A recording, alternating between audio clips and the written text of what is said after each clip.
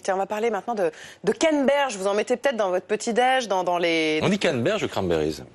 En français, on dit canneberge, oui. Les cranberries, les cranberries, c'est parce que c'est la récolte qui touche à sa fin aux États-Unis. Ce sont des images de drones qui ont été tournées par Cédric Fesch. Récolte très spectaculaire puisqu'on inonde les champs et ça donne ces images donc dans le Massachusetts. Reportage donc de Cédric Fesch.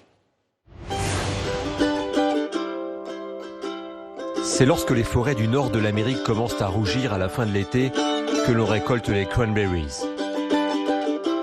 C'est à ce moment-là que les cultivateurs inondent leurs champs pour récolter les fruits de la taille de grains de raisin.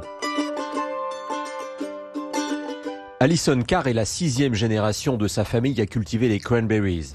Elle a connu les cueillettes à la main quand elle était enfant, mais c'est plus rapide avec la méthode de la submersion. On utilise l'eau comme un outil pour récolter nos fruits. On remplit notre marais, les cranberries commencent à flotter à la surface. Alors on utilise ce qui est derrière moi, c'est un barrage à cranberries, et on rapporte toutes les cranberries d'un côté du marais.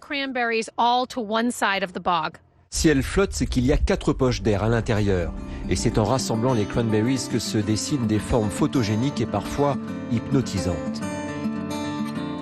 Ensuite, les baies sont récupérées par aspiration et lavées. Les cranberries fraîches comme celle-ci ont en fait la consistance d'une pomme, mais elles sont très amères.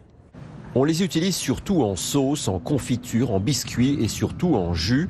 Les cranberries ont la réputation d'être des antioxydants, des purificateurs du système intestinal et urinaire et aussi un renfort du système immunitaire. Ça donne envie, hein. Bien sûr, c'est tout bon pour la santé, forcément.